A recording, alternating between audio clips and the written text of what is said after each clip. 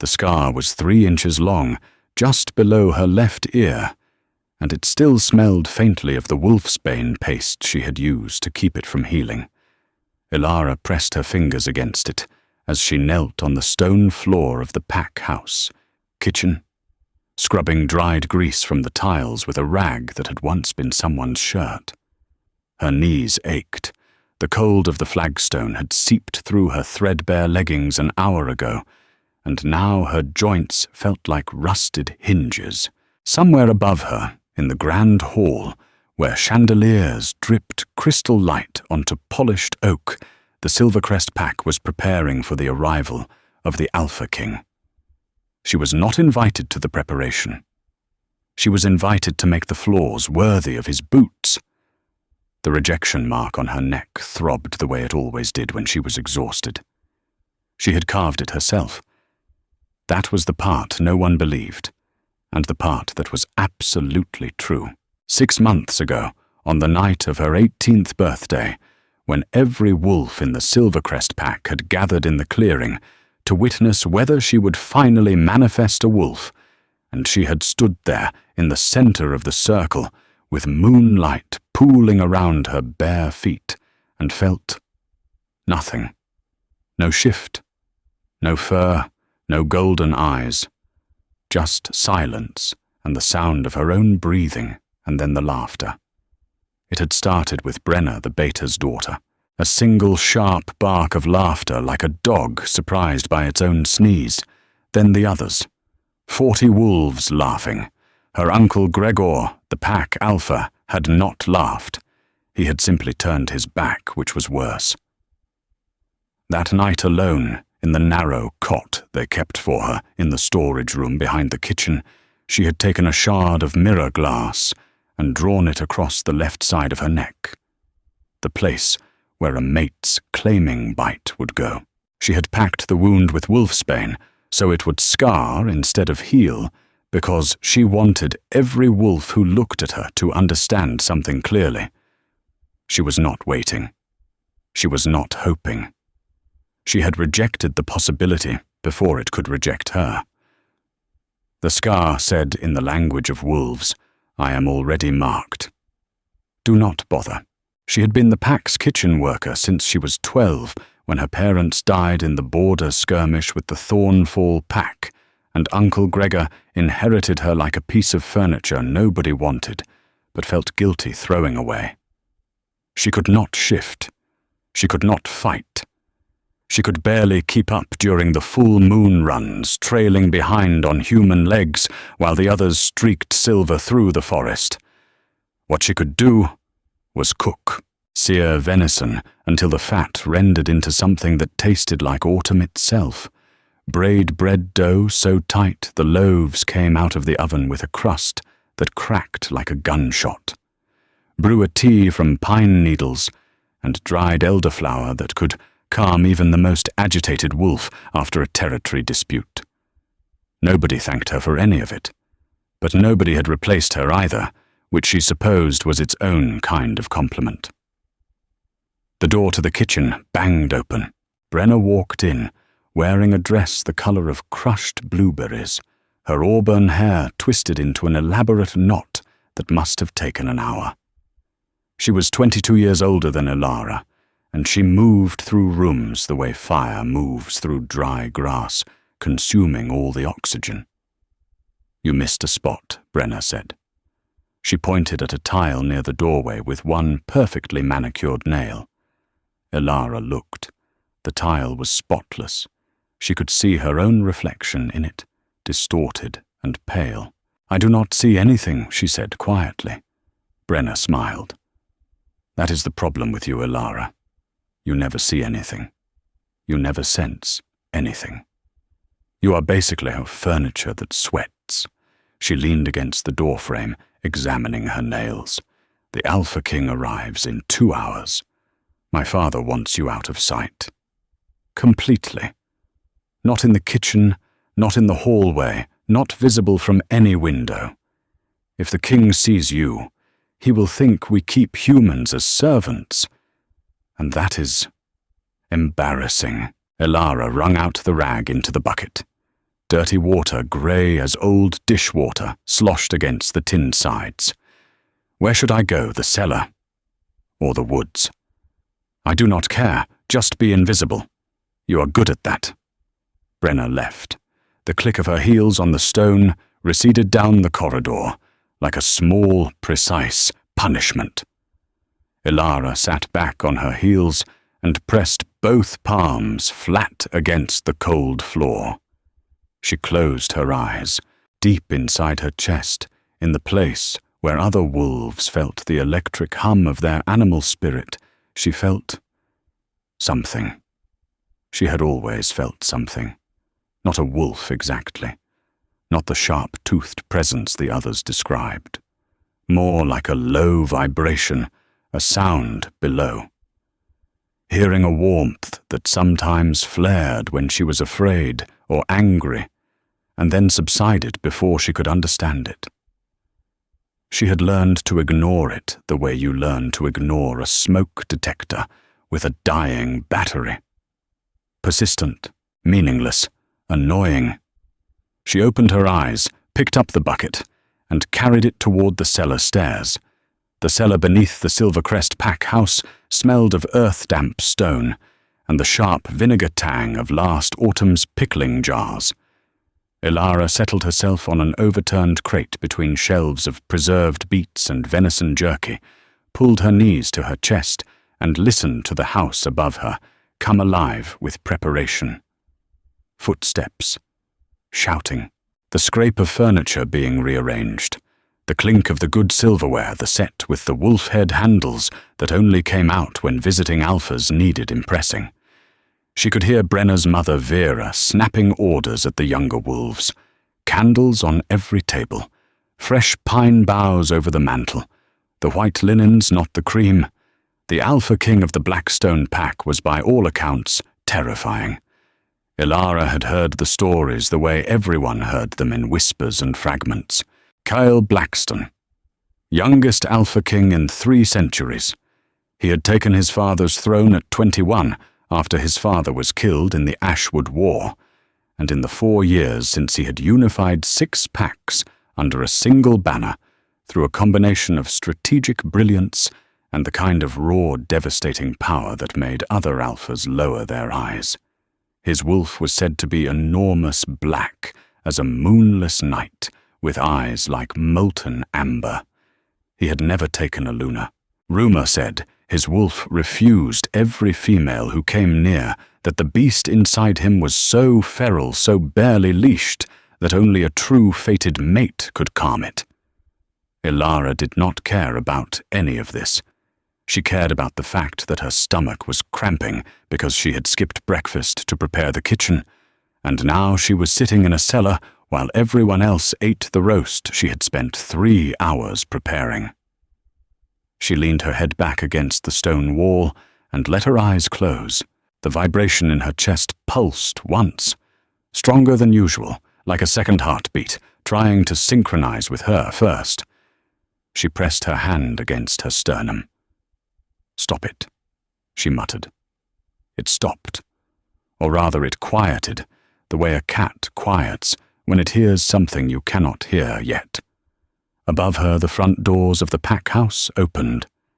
She heard it even from the cellar, the groan of old hinges, the sudden hush that fell over the gathered wolves. Then a voice Gregor's pitched in the careful, respectful register he used for no one else. "Alpha King Kale, welcome to Silvercrest. We are honored by your presence." A pause. Then another voice, deeper, with a rough edge to it, like stone dragged across stone. "Your borders are poorly maintained, Alpha Gregor. We passed 3 unmarked crossing points on the eastern ridge. Fix them before my next visit, or there will not be a next visit."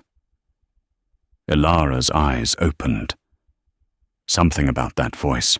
The vibration in her chest had returned, and it was no longer quiet. It was building a low crescendo, like the hum of a power line before a storm. Her skin prickled. Goosebumps raced up her arms, across her shoulders, down the backs of her hands. Her fingers tingled. What was happening to her? She stood up from the crate, knocking it sideways. A jar of pickled beets toppled from the shelf and shattered on the stone floor, sending purple-red liquid splattering across her shoes and the hem of her leggings. The smell hit her instantly, sweet and acidic and earthy, and underneath it, underneath everything, she caught another scent. Cedar. Wood smoke. Something metallic and wild like the air before lightning strikes. It was coming from above her, from the grand hall, and it was the most intoxicating thing she had ever smelled in her life. Her feet moved before her brain gave permission. She was walking toward the cellar stairs, one hand on the rough stone wall for balance, because her legs felt unsteady, her heart slamming against her ribs, so hard she could feel the pulse in her throat, in her wrists, in the scar on her neck. Especially in the scar.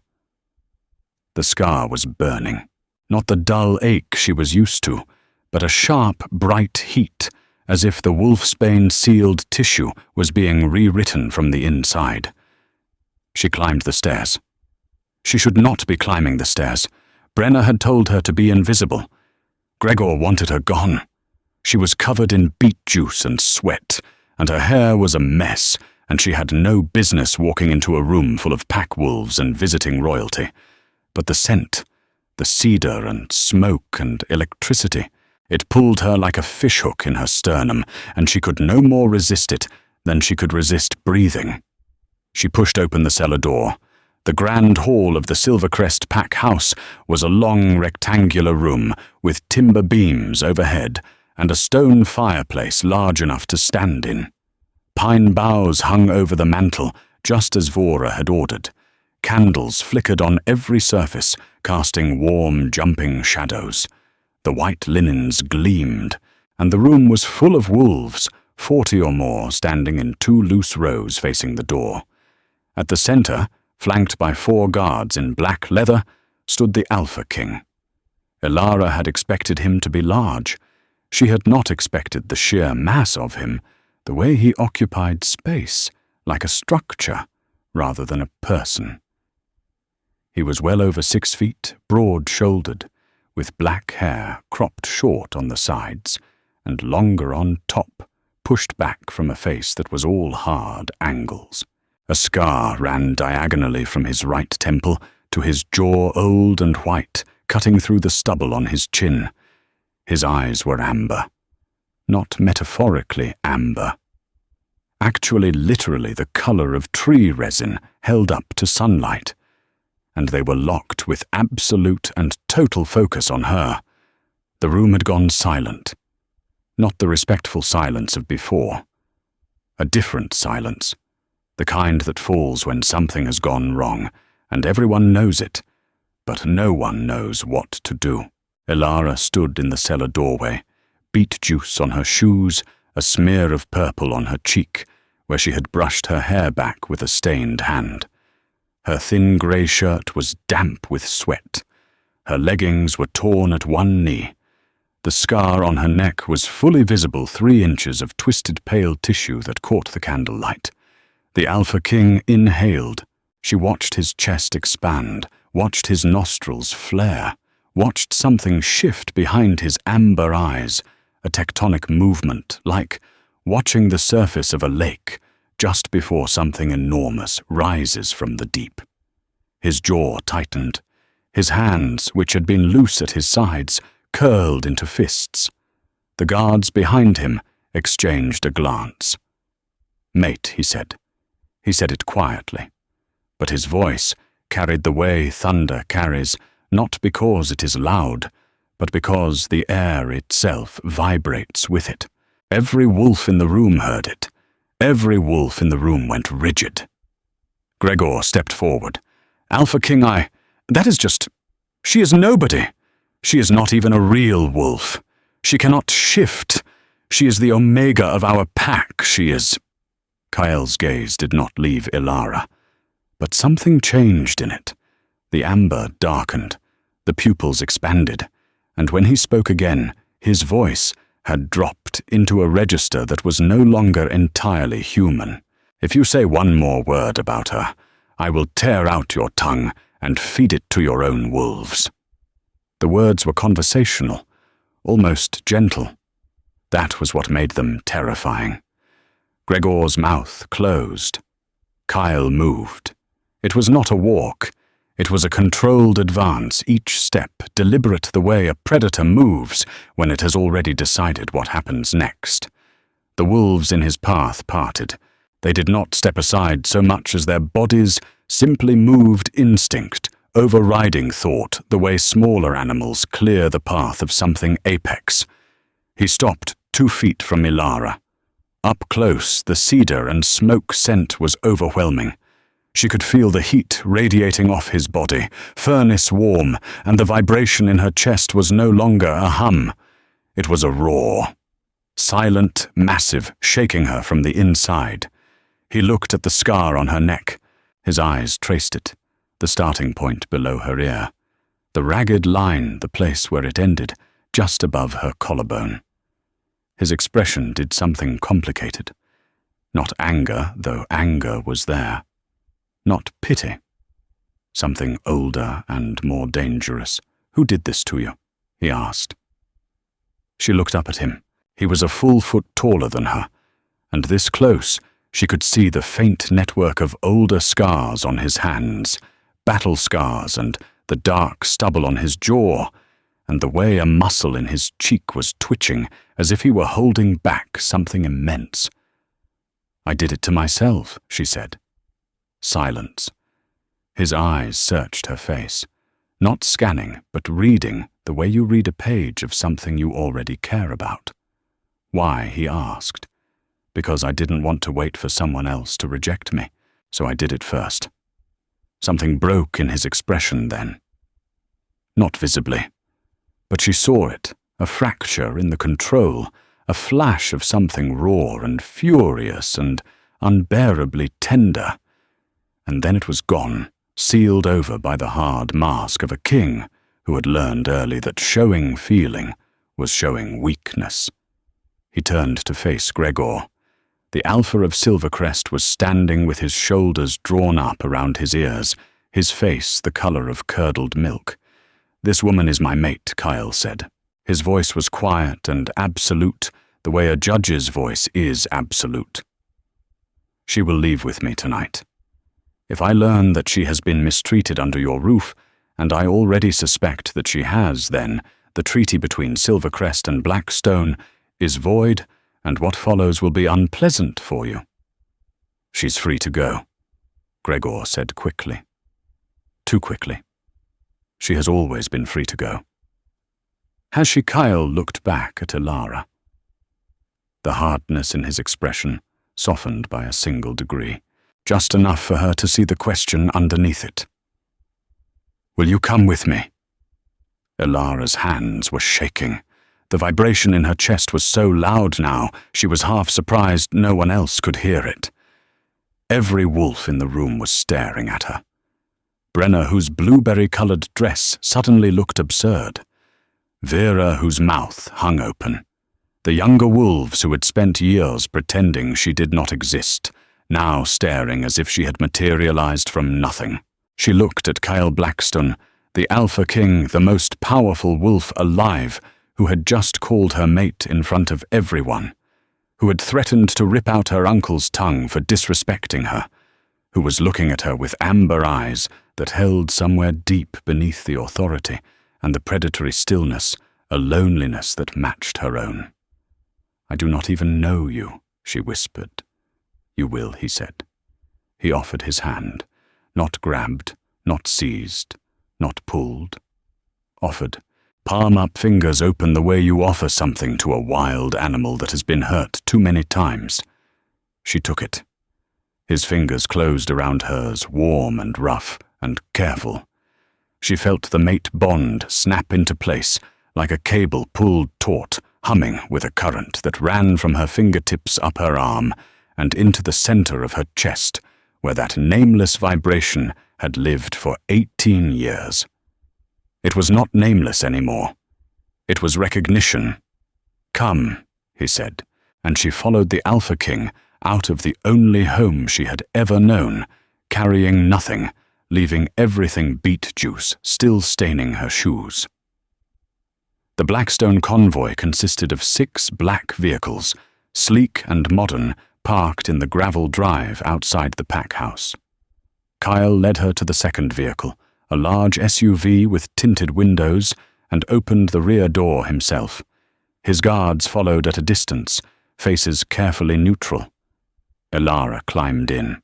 The interior smelled like leather and cedar, his scent embedded in everything. The seats were warm. A blanket was folded on the center console, soft charcoal wool. She stared at it. Kyle slid in beside her. He did not sit close. He left a full seat's width between them, as if he understood without being told that she was a creature of small spaces and careful distances. The car started. Gravel crunched beneath the tires. Through the tinted window she watched the Silvercrest pack house grow smaller, the candlelit windows shrinking to yellow dots, then disappearing entirely as the road curved through dark forest. She was trembling. Not from cold, the car was warm, but from the overwhelming strangeness of everything. 3 hours ago she had been scrubbing floors. Now she was in the back of a vehicle with the Alpha King, her mate heading toward a life she could not begin to imagine. "You are shaking," Kyle said. He did not reach for her, but he unfolded the blanket and laid it across the center console where she could take it if she wanted. She took it, pulled it around her shoulders. The wool smelled like him cedar smoke, that electric undertone, and her body responded to the scent with a rush of warmth that started in her chest and spread outward, loosening the tension in her muscles, slowing her heartbeat. "The scar on your neck," he said. His voice was carefully controlled the way people control their voices when they are afraid of what will happen if they let go. "You used wolfsbane to prevent healing." It was not a question. She answered anyway. "Yes. That means it cannot be removed. It will scar permanently." "I know." A long pause. She could feel him looking at the scar even in the dim interior of the car. Not with disgust, with something that she could not name, yet something heavy and quiet. "It is on the claiming spot," he said.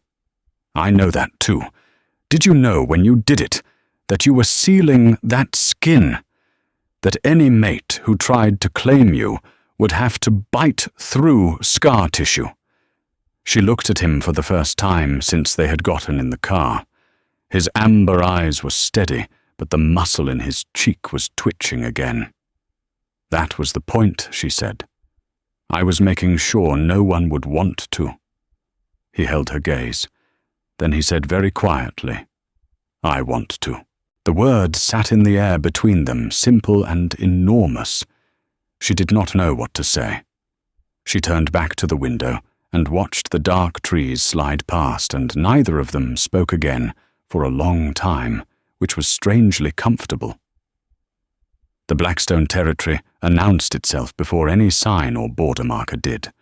The road improved smooth asphalt instead of the patchy gravel of Silvercrest's outer reaches. The forest thickened ancient pines, giving way to redwoods so tall their canopy blocked the stars. Then the trees parted, and the estate appeared a sprawling stone structure built into the side of a mountain, lit from within by warm golden light that spilled from dozens of windows.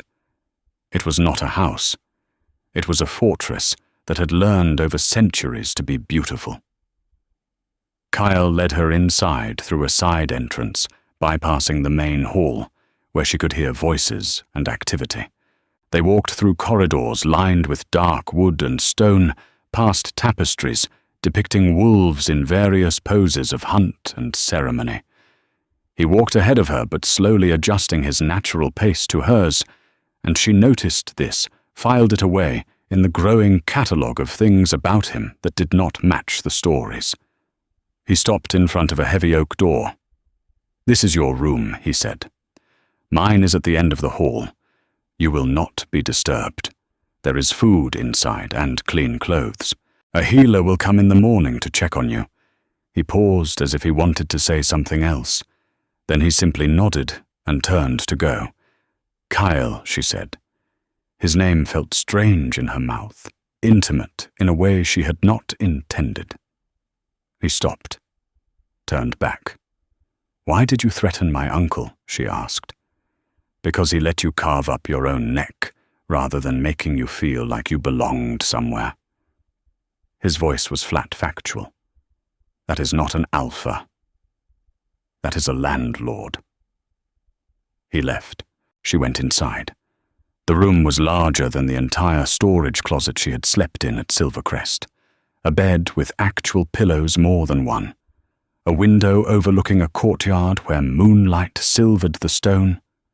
A tray on the bedside table with roasted chicken bread, a bowl of soup that was still steaming, and folded on the bed, a set of clean clothes, dark blue cotton, simple, not ostentatious. She ate everything on the tray. She ate until her stomach ached with the unfamiliar fullness. Then she curled into the bed, pulled the covers to her chin and stared at the ceiling and tried to understand how the same day that had started with her scrubbing kitchen floors on her knees had ended with the Alpha King calling her mate. The vibration in her chest pulsed gently. Warm. Almost content. She slept. Morning came through the window in a column of pale gold. Elara woke disoriented, the way you wake in a place that is not yours, reaching instinctively for the edge of the narrow cot that was not there, finding instead an expanse of soft sheet. A knock on the door. A woman's voice, warm and brisk. "May I come in? I am the pack healer. My name is Maren." Elara pulled the covers up. "Come in." The door opened. Maren was perhaps 50, with silver-streaked brown hair braided down her back, and the kind of face that had smile lines around the eyes and worry lines around the mouth in equal measure. She carried a leather bag and moved with the efficiency of someone who had spent decades caring for wolves who did not always want to be cared for. "The Alpha King asked me to examine you," Maren said, setting her bag on the bedside table. She paused, looking at Elara with frank curiosity. "He was very specific. He said I should check for signs of malnutrition, old injuries, and anything else you might not tell me about, voluntarily." Elara almost smiled. He had known her for approximately 4 hours. Maren examined her with gentle, competent hands. She checked Elara's pulse, her eyes, her teeth. She pressed along her ribs, counting. "Underweight," she murmured. Not dangerously so, but consistently underfed. "How long years," Elara said. "Since my parents died. I ate what was left after the pack meals." Maren's hands paused on Elara's ribs. Her expression tightened, but she said nothing. She continued the exam, checking old bruises, noting the calluses on Elara's hands and knees from years of floor scrubbing the dry patches on her skin from chronic dehydration. Then she reached the scar. Maren's fingers hovered over it without touching. "May I?" Elara nodded. Maren's fingertips traced the scar gently. "Wolfsbane sealed," she said. "Self-inflicted." She looked at Elara with an expression that was not pity. It was something closer to respect, grudging and sad. "You understood exactly what you were doing when you chose this spot." "Yes. It will interfere with a claiming bite. The scar tissue is too dense. A mate would have to bite harder," Elara said. "I know." Maren studied her for a long moment. Then she said something unexpected. "My daughter scarred herself, too. Not here she touched her own neck, but on her wrists. Different reason, same feeling underneath." Elara blinked. She had not expected this, had not expected any vulnerability from a stranger in this enormous fortress. "She is better now," Maren added. She is mated. She runs the pack school. But the scars stayed. She paused. Some marks are not wounds. They are declarations. She closed her bag and stood. I will tell the Alpha King you are healthy but malnourished. I recommend 3 full meals a day and no physical labor for at least 2 weeks. She smiled briefly. He will enforce this. He is already pacing the corridor outside. He has been there since dawn. Ilara looked at the door. She listened, and yes, faintly she could hear it, the soft, rhythmic pad of footsteps. Back and forth. Back and forth. A wolf pacing outside the den where his mate slept. Something turned over in her chest. Over the following days, Ilara learned the shape of the Blackstone pack, the way a cartographer learns a new continent, by its edges first, then its interior. The pack was enormous, over 300 wolves, spread across a territory that encompassed the mountain, the surrounding forest, and a small town at the base of the valley. They were fighters-hunters, strategists. They moved through the estate with a confidence that Silvercrest wolves had never possessed the easy authority of people who knew exactly where they stood in the hierarchy. And at the top of that hierarchy, absolute and unchallenged, was Kyle. She watched him from the edges of rooms. He held court in the Great Hall each morning, listening to reports from border patrols, settling disputes between pack members, reviewing supply chains and training schedules. He was efficient and precise. He did not raise his voice. He did not need to. When Cale Blackstone said a thing, reality adjusted itself around the statement. But he was different with her. Not soft, exactly. He was not a soft man, but the sharpness that he showed the world, the predatory stillness, the calculating amber gaze it modulated in her presence. He checked on her 3 times a day, not by visiting her room, which he never entered, but by appearing wherever she happened to be. If she was in the kitchen helping the cooks, because she could not sit idle, she had never known how he would materialize in the doorway and stand there for a moment watching before asking if she had eaten. If she was walking in the courtyard, he would fall into step beside her, matching his stride to hers, and they would walk in silence that grew less strange each time. He never touched her. After that first night in the car, when he had offered his hand, and she had taken it, he had not initiated physical contact once. He maintained a precise distance, close enough that she could smell him, far enough that she never felt cornered. It was driving her slightly insane. Because the mate bond was not interested in careful distances. The mate bond wanted proximity. It wanted contact. It wanted the cedar smoke lightning scent of him so close that she could taste it. At night, alone in her room, the vibration in her chest howled for him, and she pressed her face into the pillow and tried to reason with it, which was like trying to reason with weather.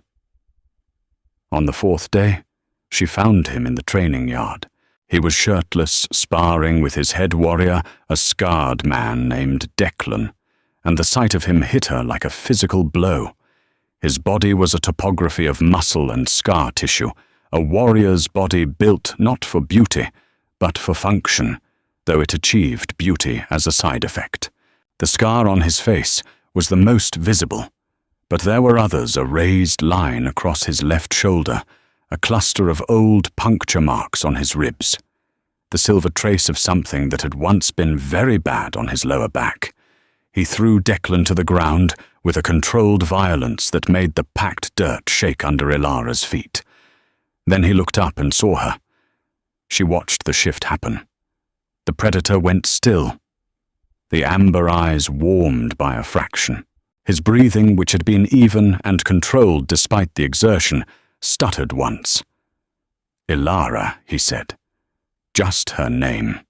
But the way he said it, like he was tasting something he had waited years to taste.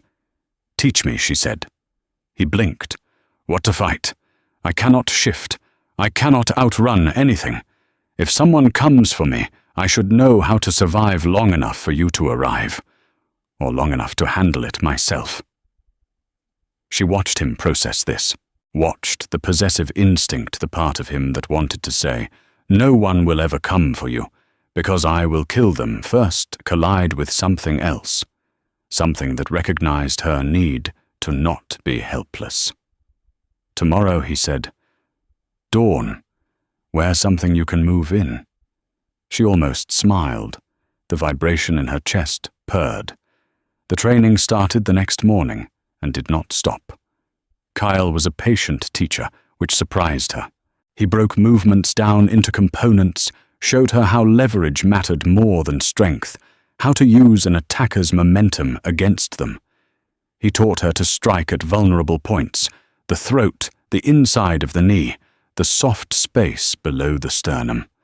His hands on her body during these lessons were impersonal corrective, adjusting her stance, repositioning her elbow, and yet every point of contact sent sparks cascading through her nervous system. On the third day of training, she managed to flip him. It was a clumsy execution.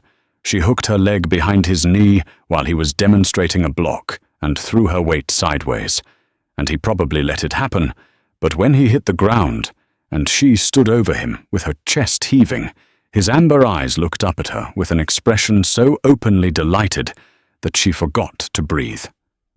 "Good," he said. His voice was rough.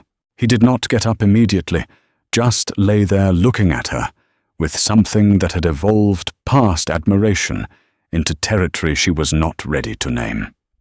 That night at dinner in the great hall, Kyle sat her beside him.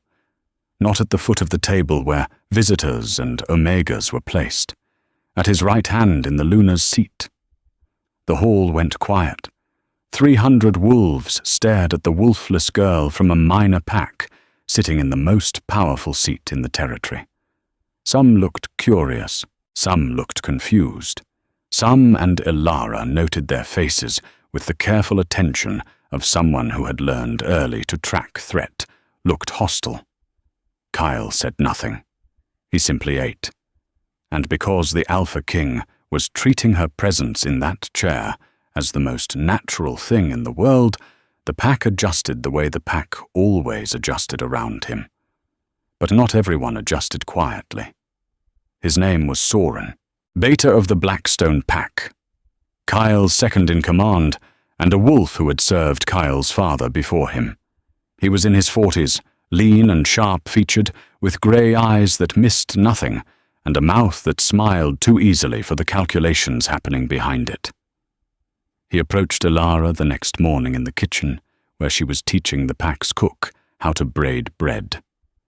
Soren leaned against the counter, arms folded, watching her hands work the dough. "You are skilled," he said. His tone was conversational, friendly even. "Where did you learn?" my mother Ilara said. She did not look up. "Before she died." Soren nodded. "And your father? What was he?" "A warrior, low-ranked. Silvercrest did not have many strong wolves." Soren was quiet for a moment. Then, still in that pleasant voice, he said, "The pack is concerned. An Alpha King must have a Luna who can shift, who can bear wolf pups, who can stand beside him in battle. You understand? It is not personal." Ilara's hand stilled on the dough. She looked at him. Soren's smile was careful, almost kind. "I am not your enemy, Ilara. I am trying to help you understand the situation before it becomes difficult." He pushed off the counter. "Kyle is a great alpha. He deserves a mate who can match him. That might not be you, and accepting that early would be kinder for everyone." He left. The kitchen was quiet, except for the sound of the bread oven ticking as it heated. Ilara looked down at her hands, flour-dusted, trembling slightly. The vibration in her chest had gone cold and tight, a fist clenching around something fragile. She finished braiding the bread. She put it in the oven. She set the timer for 45 minutes. Then she walked out the side door, crossed the courtyard, and kept walking until she reached the tree line at the edge of the estate. The forest swallowed her immediately. Ancient redwoods, trunks wider than cars, their bark rough and red-brown smelling of resin and damp earth. She walked until the estate was no longer visible, until the only sounds were the creak of branches and the distant drilling of a woodpecker. Then she sat down on a fallen log and let the shaking take her. Soren was right. She knew it. She could not shift. She could not produce a wolf. She was omega of a disgraced pack, scarred by her own hand, and the idea that the Alpha King, the most powerful wolf in 7 territories, was her fated mate was either a cosmic error or a cosmic joke. She pressed her fingers to the scar on her neck. It ached. What if the bond was wrong? What if it had mistaken proximity for fate, loneliness for love? What if Cale woke one morning and looked at her, really looked, and saw what everyone at Silvercrest had always seen?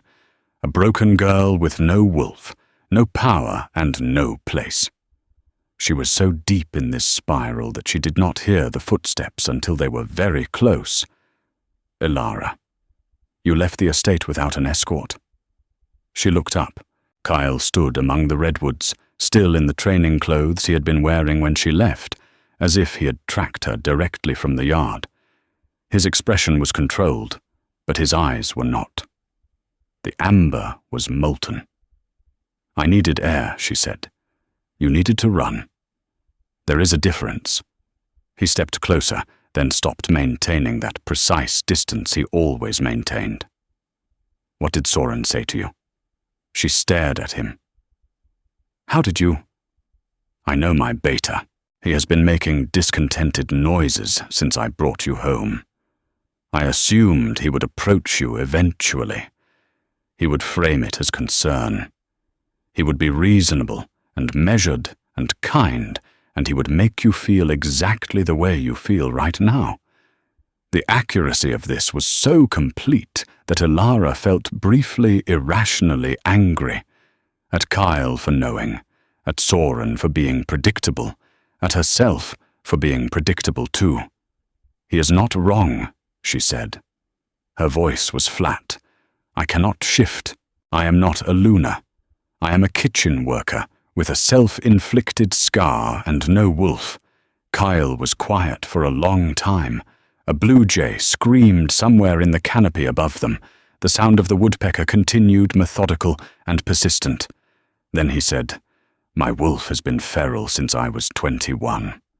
Since my father died, and the full weight of the kingship landed on me. 4 years, Elara. 4 years of fighting my own beast for control every single day. Some mornings I wake up and I do not know which one of us is driving. Every alpha in the 7 territories has offered their daughters, their sisters, their nieces. Not one of them quieted him. Not one. He paused. You quieted him in the first second I smelled you. He has not fought me once since you arrived. 4 days of silence after 4 years of war. So do not tell me you are not enough. She looked at him. His jaw was tight. The scar on his face stood out white against the flush of emotion beneath it. What if it fades, she whispered. It will not. You cannot know that. He took a step closer, then another.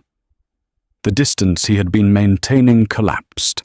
He was close enough to touch now, close enough that the heat of him wrapped around her cedar and smoke, and that wild electric thing, and her body leaned toward him without permission, a compass orienting to north. I can know it, he said, because I have known it my entire life, since I was old enough to understand what a mate was. My wolf was not feral because he was wild. He was feral because he was waiting, and he was tearing me apart from the inside because every day you were not there was a day he could not bear. His hand came up. slowly. He touched the scar on her neck the first time anyone had touched it since Marin's examination. His fingers were warm and rough and impossibly gentle. He traced the line of it, 3 inches of self-inflicted rejection, and his expression did the complicated thing again. The fracture in the control, the flash of fury and tenderness. "You marked yourself so no one would claim you," he said. "Yes." His thumb brushed the edge of the scar. "I will claim you here, through the scar, because I want you to know that nothing you have done to protect yourself could ever keep me away. Not wolfsbane, not scar tissue, not your own fear." Her eyes burned. She blinked, and 2 tears escaped hot on her cheeks, and she hated crying. She had not cried in years, not since the night in the clearing when the pack laughed. But Cale caught 1 tear on his thumb and looked at it as if it were precious. Then he stepped back, restoring the distance, because he understood that she was not ready, that the walls she had built were load-bearing, and tearing them down too quickly would collapse everything. "Come back to the house," he said. "Your bread will burn." Despite everything, she laughed. It was a small, startled sound, rusty from disuse, and Kyle's eyes widened slightly, as if he had not expected it. And then the corner of his mouth lifted in something that was almost a smile. And that was the moment, that specific moment when she knew she was in trouble. They walked back to the estate together. She took the bread out of the oven with 2 minutes to spare. It was perfect. 2 weeks passed. Elara ate 3 meals a day, and the hollows in her cheeks filled. The dark circles under her eyes faded. Her hair, which had been brittle and dull from years of poor nutrition, began to shine a deep brown that caught auburn in sunlight. She gained weight in the right places, the sharp angles of her body softening into curves that she observed with the detached curiosity of someone rediscovering their own form. The Blackstone pack was cautious with her, but not cruel. Most wolves treated her with a wary respect that was clearly borrowed from their alpha's attitude. A few of the younger ones began approaching her in the kitchen, asking about her bread, her soups, the pine needle tea that had become inexplicably popular. She taught them. She discovered that she liked teaching, that there was a satisfaction in watching someone else's hands learn a movement her hands already knew. The vibration in her chest was changing. It was stronger now, more defined, less like a hum, and more like a voice trying to form words. Sometimes, late at night, she could almost hear it, a low, resonant sound that was not her heartbeat, and not Cale's, and not anything she could explain. She told no one. The training with Kyle continued every morning. She was getting good. Not wolf good. She would never match a shifted wolf's speed or strength, but human good, scrappy and clever, and willing to fight dirty. Kyle approved of fighting dirty. "Honor is for wolves who can afford to lose," he told her. "You fight to survive." One morning during a grappling exercise, her hand slipped on his sweat-slicked forearm, and she stumbled into him, her face pressing against his bare chest. She froze. His heart was hammering under her cheek, faster than a man his size should have, and his arms came around her, not a training hold, but a real hold. And for 3 seconds neither of them moved. Then he released her, stepped back, and said, again in a voice that was not entirely steady. She wanted to scream. She wanted to grab him by the face and kiss him and demand to know why he kept holding back, why he maintained the distance, why he offered and then withdrew offered, and then withdrew when the bond between them was a living thing that screamed for consummation. But she understood. He was waiting for her to be ready. He was waiting for the walls to come down on their own, because he knew that if he knocked them down, she would rebuild them twice as thick. The realization made her chest ache with something she didn't have a name for. No. She had a name for it. She was just afraid to use it. On the 17th day, everything changed. It started with Soren. Ilara was in the library, a vast room she had discovered on day 3 and returned to every afternoon since. The shelves reached the ceiling, stuffed with leather-bound volumes on pack law, wolf history, herbal medicine, territorial maps. She was reading a text on bloodline genealogies, tracing the lineages of the major packs, when a name jumped off the page. Ashwood. She knew the word. The Ashwood War was the conflict in which Cale's father had died. But this was not about the war. This was a genealogy entry, old, predating the war by decades. The Ashwood bloodline, she read. Origin unknown, characterized by dormant wolf manifestation, typically awakening under extreme emotional or physical duress. Ashwood wolves are distinguished by an anomalous trait.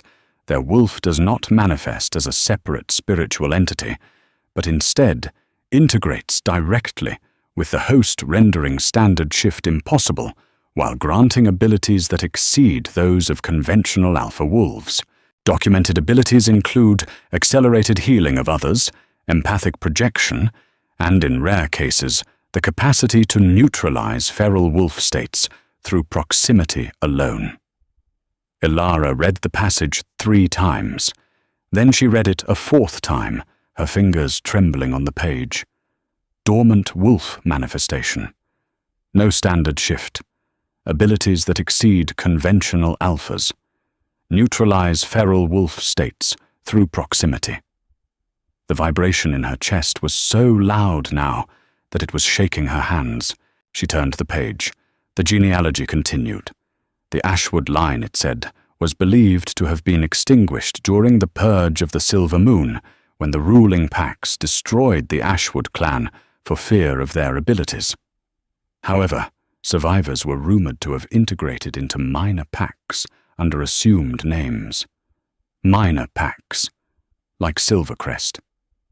She thought of her mother, her quiet, gentle mother, who had never shifted in Ilara's presence, who had taught her to cook and to heal and to endure, who had died in a border skirmish that Ilara now realized with a sickening lurch might not have been a skirmish at all. She thought of her uncle Gregor, who had taken her in with such obvious reluctance, who had kept her in a storage room, who had never once encouraged her to explore her abilities, who had told her her entire life that she was nothing. What if he had known? What if he had known exactly what she was, and had spent 6 years making sure she never found out? Ilara said, a voice behind her. She spun. Soren stood in the library doorway. His grey eyes dropped to the book in her hands, and something shifted in his face, a brief tightening, a flash of calculation. Interesting reading, he asked, stepping into the room. Why are you here, Soren? He closed the door behind him. The click of the latch was very loud in the quiet library. I came to talk, he said, about your future. And the king's. He moved closer, and Ilara noticed with the hypervigilance of someone who had spent years reading body language for threat that he was not carrying himself the way a beta carries himself around his alpha's mate. There was no deference, no careful distance. He moved like a man who had already made a decision that put him outside the rules. You should know something, Soren said. He stood across the reading table from her, his hands flat on the surface, leaning forward. The treaty delegation from the Ashwood remnant arrives tomorrow. They are coming to negotiate territory, but they are also coming for you. For me. Soren's smile was thin. You did not think you were the only one who could read a genealogy, did you? Your bloodline has been suspected for years. Gregor suppressed it. He had an arrangement with the council. But Kyle bringing you here, publicly claiming you as mate, it has attracted attention from people who have been looking for the last Ashwood wolf for a very long time. Ilara's mouth was dry. What people who want to use you, or destroy you, depending on their politics. Soren straightened. I'm trying to protect Kale. He is blinded by the mate bond. He cannot see that keeping you here puts the entire pack at risk. If the Ashwood remnant discovers what you are, they will either try to take you or try to kill you. And either way, Blackstone will be dragged into a war we cannot win. His voice had been steady, reasonable, almost kind. And for a moment, just a moment, Ilara saw something in his grey eyes that was not calculation. It was fear. Genuine, bone-deep fear for the pack he had served for 20 years, the alpha he had watched grow from a boy to a king, the territory he had bled for. In that moment, Soren was not a villain. He was a beta wolf who loved his pack and could not understand why his king would risk everything for one wolfless girl. Then the moment passed, and his eyes hardened again. Leave tonight, he said. Before the delegation arrives, I will provide an escort to neutral territory. You will be safe. Kyle will grieve, but he will survive it. He is the Alpha King. He can endure anything. Except losing his mate, Ilara said. He will recover. No, she shook her head. He will not. You know he will not. His wolf was feral for 4 years. If I leave, it will destroy him. Soren's jaw tightened. If you stay, it may destroy all of us. They stared at each other across the table. The book on bloodline genealogies lay open between them, the Ashwood entry, visible the ink, fading on old paper. Ilara closed the book. I am not leaving, she said. And if the Ashwood remnant is coming, then Kale needs to know. All of it. Tonight. She walked past Soren, pulled open the library door, and went to find the Alpha King. She found him in his study, a room she had never entered, all dark wood, and maps pinned to the walls with iron tacks. He was standing at the window, looking out at the forest, and when she walked in without knocking, he turned with the reflexive alertness of a man who had survived too many ambushes to ever be fully at ease. She told him everything. The genealogy, the Ashwood bloodline, the dormant wolf, the vibration she had felt her entire life. Soren's warning about the delegation. She told it all in a rush, standing in the middle of his study, with her hands clenched at her sides, and the scar on her neck burning with a heat that was becoming difficult to ignore. Kyle listened without interrupting. His face was unreadable. When she finished, he was quiet for a long time. Then he said, I knew about the Ashwood line. She stared at him. Not about you. Not specifically, but I knew the line existed. I knew survivors might be hidden in minor packs. It was one of several reasons I visited Silvercrest. The words landed like stones in still water. The implications rippled outward.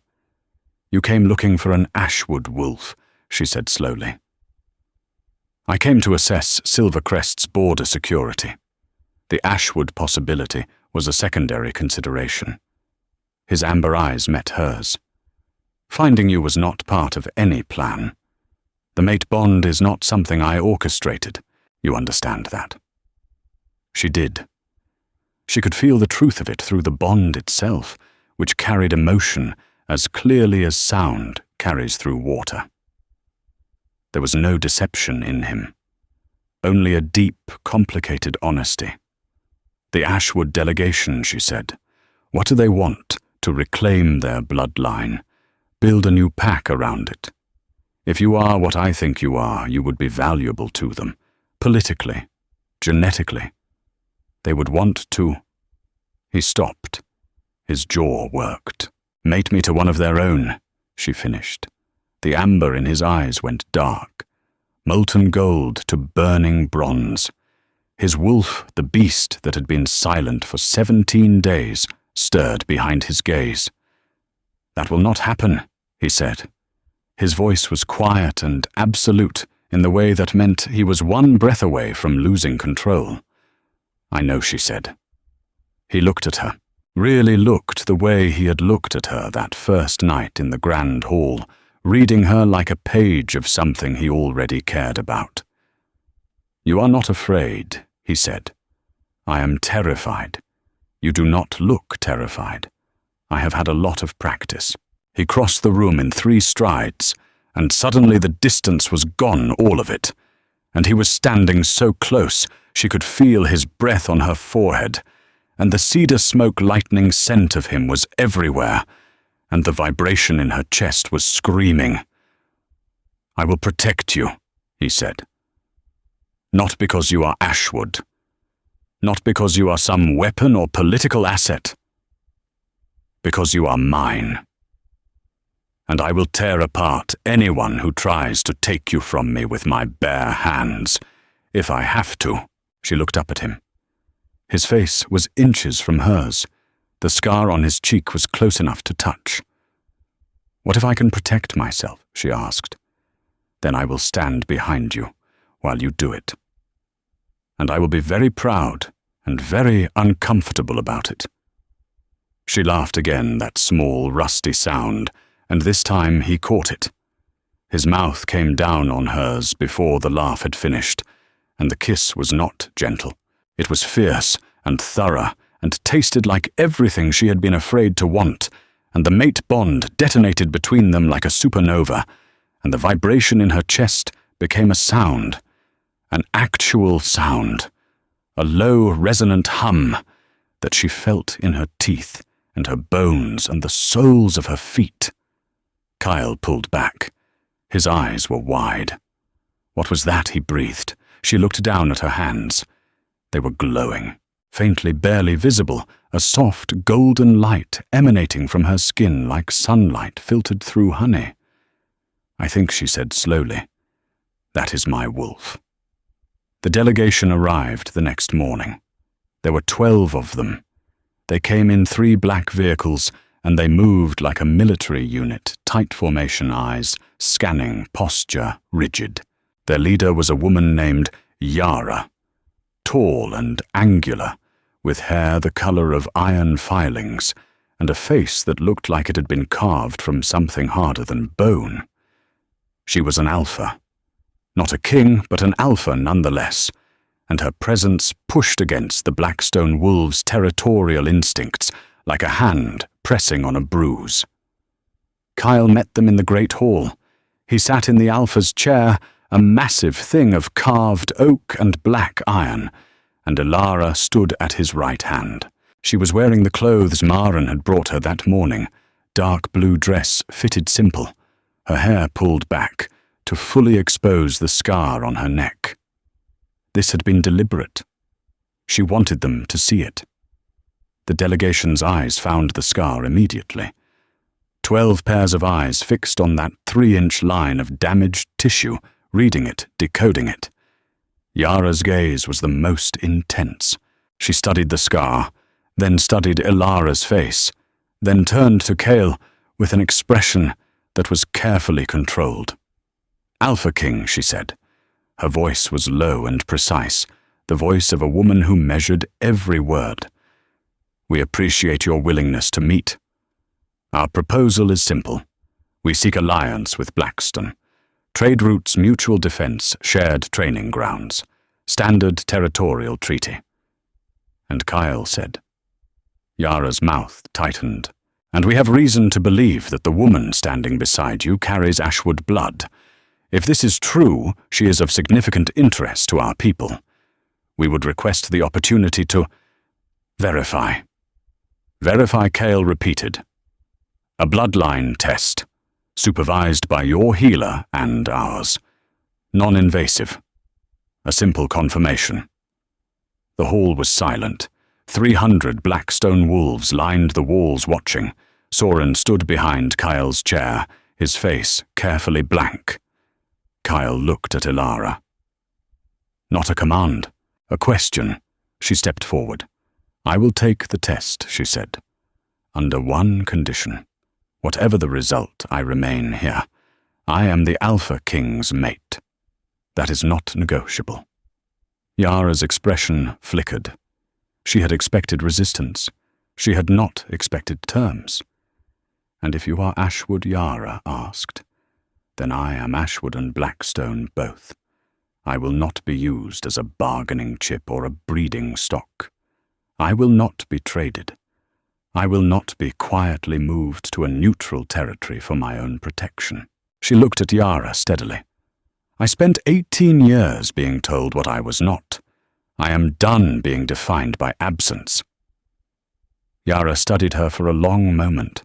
Then unexpectedly the iron-haired Alpha smiled. It was a thin, tight smile, but it was real. "Your mother's name was Liana," Yara said. Elara went still. "She was my sister," Yara continued. "She left the remnant 20 years ago before the final scattering. She married a Silvercrest wolf and disappeared. We believed she was dead." The room was absolutely silent. "She is dead," Elara said. Her voice was steady, though her hands were not. "I know." Yara's iron gaze softened by a fraction, and for a moment, just a moment, the Alpha was not an Alpha. She was an aunt, meeting her sister's daughter for the first time.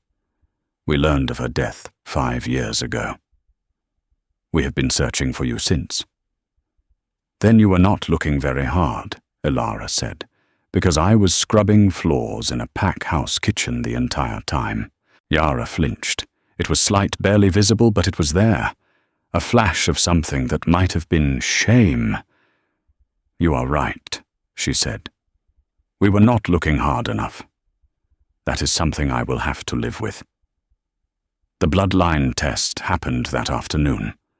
Maren and the Ashwood healer, a quiet man named Theron, pricked Elara's finger and placed the blood on a strip of treated paper that the Ashwood remnant had been developing for decades to identify their scattered line. The paper changed color in less than 30 seconds. Deep gold. Unmistakable. Ashwood Theron confirmed. Pure line. Possibly the purest we have seen in 3 generations. Kyle stood beside Elara throughout the test. When the result was announced, his hand found hers and squeezed once hard. The treaty negotiations took 3 days. 3 days of territorial maps and trade routes and defensive agreements, complicated by the revelation that the Blackstone Alpha King's mate was the last pure Ashwood wolf, which made her simultaneously the most protected and the most targeted person in 7 territories. Yara was pragmatic. She wanted alliance, not conflict. She recognized Elara's right to remain with her mate. She offered Ashwood resources, training materials, and a mentor to help Elara develop her dormant abilities. In exchange, she asked for nothing more than acknowledgement of the Ashwood line and a formal alliance with Blackstone. It was reasonable. It was fair. It was exactly what Soren had feared, because it bound Blackstone to the Ashwood cause in a way that could not be undone. On the second night of negotiations, Elara woke to a sound. Not a wolf sound. Not the normal creaks of an old stone house settling. A click. Precise. Metallic. The sound of a lock being opened with a tool designed for the purpose. She was out of bed before fully awake, her bare feet silent on the stone floor. Kyle's training. The body learns what the mind is too slow to process. The door swung open. A figure stood in the frame, backlit by the dim corridor light. Lean, sharp-featured, grey eyes, Soren. He was not alone. Behind him, 2 wolves she did not recognize. Ashwood, judging by the scent, pine and old stone, stood with weapons drawn. "Soren," she said. Her voice was calm. The vibration in her chest was not calm. It was building a pressure behind her ribs that felt like the atmosphere before a tornado. "This is not personal," Soren said. And for once, his voice was not smooth. It was ragged. His hands were shaking. There was sweat on his forehead, and his grey eyes held the look of a man who had crossed a line he could not uncross, and knew it. The Ashwood faction that wants you dead paid me. They are not the same faction as Yara. There are many factions. You are betraying your alpha, Elara said. Soren's face spasmed. I am saving my alpha. You are a target. Every day you are here, the risk grows. If you die in a raid, Kale's wolf goes feral permanently. The pack falls. Everything we built dies with it. His voice cracked. I have served this pack since before Kale was born. I will not watch it destroyed because of a mate bond. The two Ashwood wolves moved toward her. They were fast, wolf fast. But the vibration in Elara's chest had reached its peak, and for the first time in her life, she did not suppress it. The sound that came from her was not a growl. It was not a roar. It was a frequency, a resonance, a vibration that started in her sternum and expanded outward in a visible ripple golden light cascading from her body in a wave that hit the two Ashwood wolves and dropped them to the floor like puppets with cut strings. Not dead, not even injured, simply shut down. Their wolves, the feral energy that powered their attack, neutralized in an instant by a force that was older and stranger than anything they had trained for. Soren stood frozen in the doorway. His eyes were wide. His mouth opened, but no sound came out. Elara stood in the center of her room, barefoot in a sleep shirt, glowing with a soft golden light that made the shadows flee. The scar on her neck was incandescent, burning with a brightness that had nothing to do with wolfsbane, and everything to do with something that had been sleeping inside her for 18 years and had finally irrevocably woken up. Footsteps thundered down the corridor. Kyle materialized behind Soren, and his face was a thing she would remember for the rest of her life. The absolute annihilating fury of an alpha king whose mate has been threatened in his own house, in the territory he has bled for, by a man he trusted. He grabbed Soren by the throat and lifted him off the floor with one hand. Soren dangled his feet, kicking his hands, clutching at Kyle's wrist, and the sound that came from Kyle's chest was not human. It was his wolf, the beast that had been silent for weeks, roaring back to life in defense of its mate, and the force of it cracked the stone wall behind Soren's back. Wait, Elara said. Kale's amber eyes black now, all pupil. The wolf, fully surfaced, turned to her. Do not kill him, she said. Not because he deserves mercy, because you are the king. And a king does not execute in the dark in a corridor. He does it in the light in front of his people so everyone understands what happened and why. Kyle stared at her. The wolf receded fractionally, just enough for the man to surface. He dropped Soren. The beta hit the floor gasping, one hand on his bruised throat. The two Ashwood wolves were still unconscious on the bedroom floor. Kyle looked at them, then at Elara, then at the golden light still emanating from her skin. That is your wolf, he said. Yes. The glow faded. She stood there, bare feet on cold stone, and felt the last of the vibration settle into her bones, not disappearing but integrating, becoming part of her, the way breathing was part of her. Her wolf was not a separate creature. It was her. It had always been her. Kyle stepped into the room over the unconscious bodies and took her face in both hands. His palms were warm and rough and shaking. You could have died, he said. I could have, but I did not. I handled it. You handled it. Is that not what you trained me for?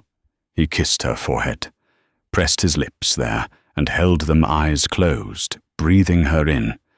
Then he pulled back, and his expression was a complicated mixture of terror and awe, and something that she finally allowed herself to name. Love. It was love. The specific, terrifying, irreversible kind. The trial was held at dawn in the great hall. Every wolf in the Blackstone pack attended. Yara and her delegation stood along the far wall, their faces grim. Soren knelt in the center of the hall wrists, bound with iron-threaded cord. The bruises on his throat were vivid purple. His grey eyes were dull, defeated, but dry. Kyle stood before him.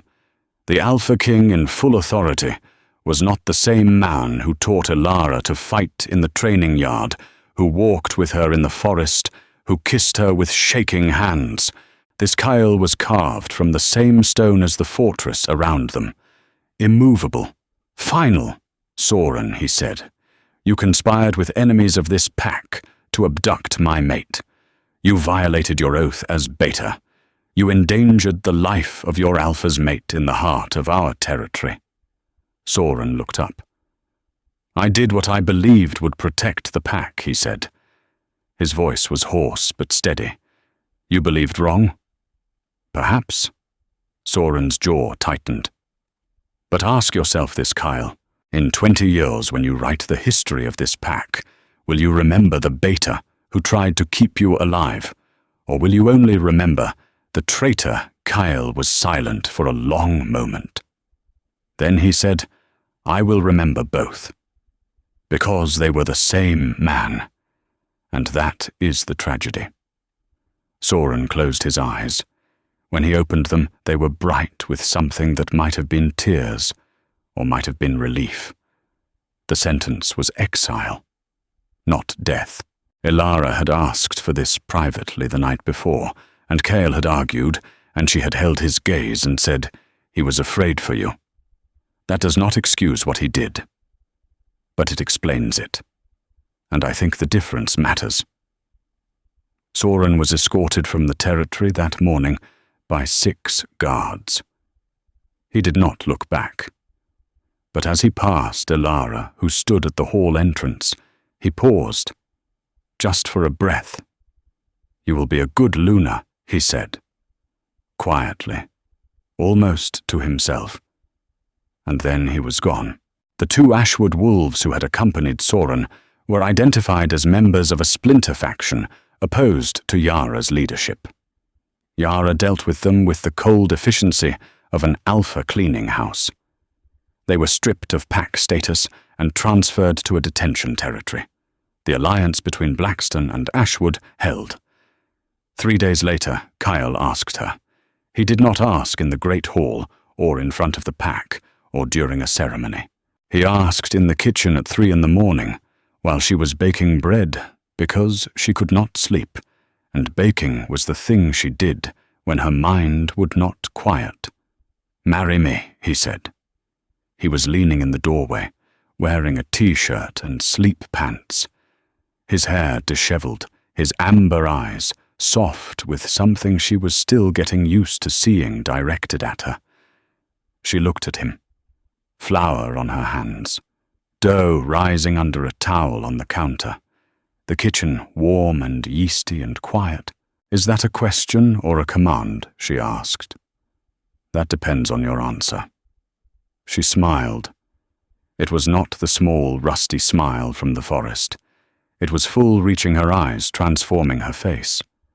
The scar on her neck caught the kitchen light, and for the first time, it did not look like a wound. It looked like a story. Ask properly, she said.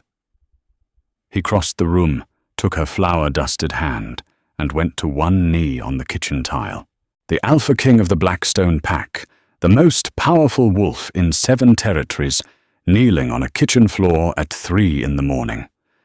Elara, he said, will you marry me? Will you be my Luna, my queen, and the person who yells at me when I am being unreasonable? You are always unreasonable. That is why I need someone full-time.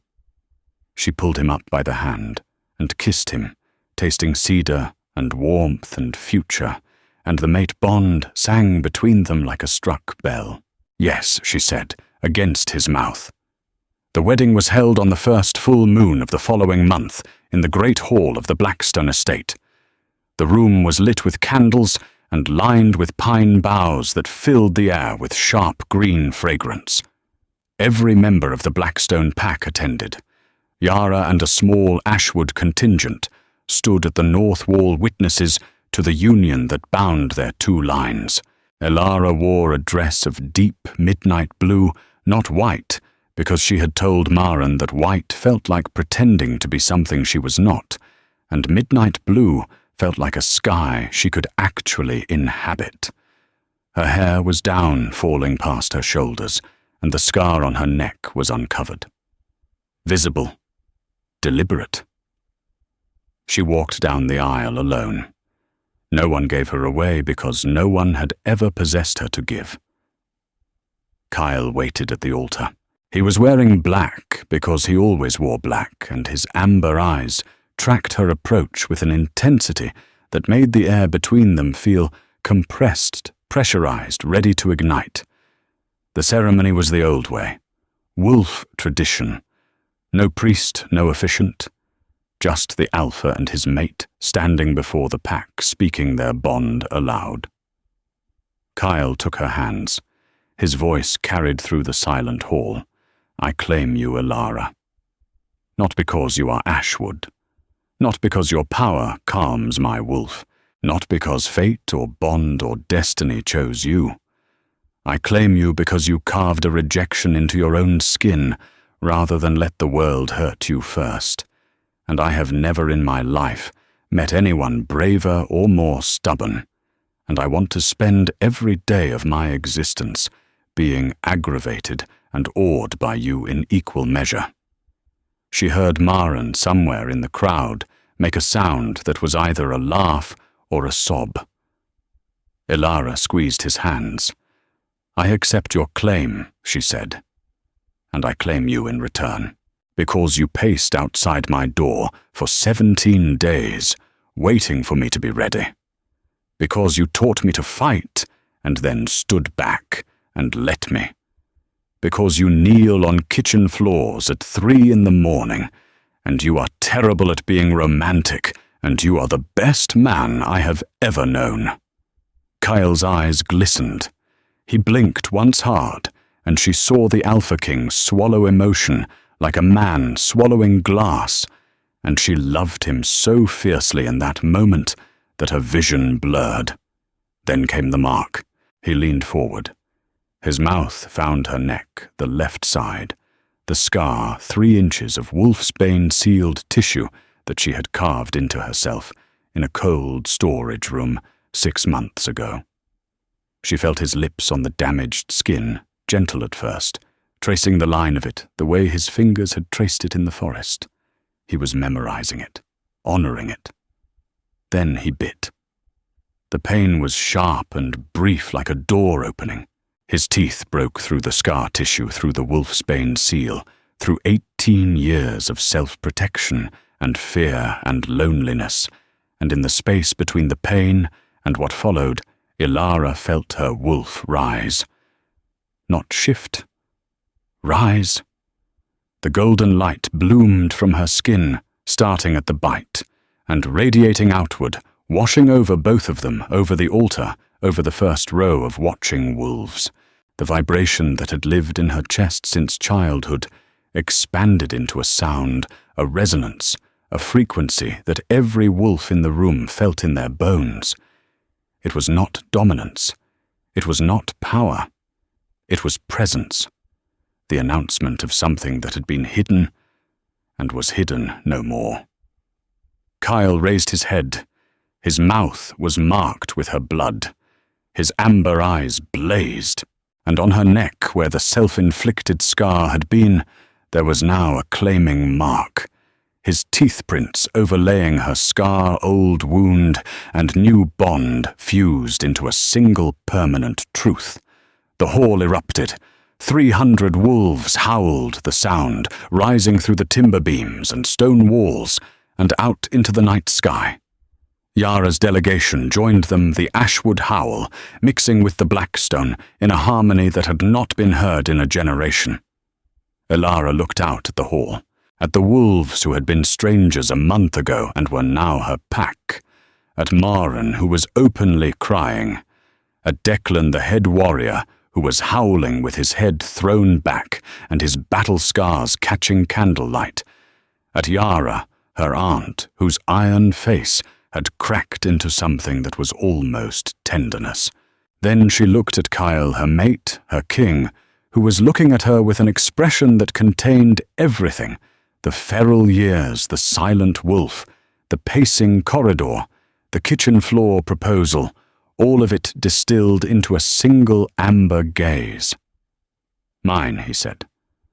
She touched the claiming mark on her neck. The scar was still there, underneath the bite, woven into it. It would always be there. She would carry both marks forever, the one she had given herself, and the one he had given her, wound and bond rejection, and claim one layered over the other, like a palimpsest. "Yours," she said, "and mine." He kissed the mark. His lips were warm against the tender, newly broken skin, and she felt the bond complete itself, the last thread catching the last wall falling, the last door opening. 300 wolves howled for their Luna. The candles flickered and steadied. The pine boughs filled the air with green. And Elara stood at the altar of the Blackstone Pack, scarred and claimed, and glowing, and for the first time in her life, she did not feel the need to be invisible. Later that night, long after the celebration had subsided, and the candles had burned low, Elara stood alone at the window of the room she now shared with Kyle. The moon was full, hanging fat and silver over the mountain, pouring light into the courtyard below. She could hear wolves running in the forest, the distant sound of paws on earth, the joy of the pack on a full moon night. Kyle came up behind her, his arms wrapped around her waist, his chin resting on top of her head. Through the bond, she felt his contentment, deep and slow, like a river finding the sea. "Can you hear them?" he asked. "The pack." She listened. Not with her ears. With the thing in her chest, the wolf that was not a wolf, the golden warmth that integrated with her blood and bone. And yes, she could hear them. Every heartbeat, every howl, every paw striking the ground. 300 threads of life humming in a frequency only she could perceive. "Yes," she said. They stood together at the window, watching the moon, listening to their wolves run through the dark forest below. His breath was steady against her hair. The claiming mark on her neck throbbed gently, not with pain, but with pulse, his pulse synchronized with hers. On the bedside table, cooling on a plate Maren had brought up hours ago, sat a braided loaf of bread. Elara had baked it that afternoon, before the ceremony. The crust had cracked perfectly, the way it always did, when she twisted the dough tight enough. Nobody had eaten it yet. It was just sitting there, golden brown and whole, filling the room with the warm, yeasty smell of something made by hands that had finally stopped shaking.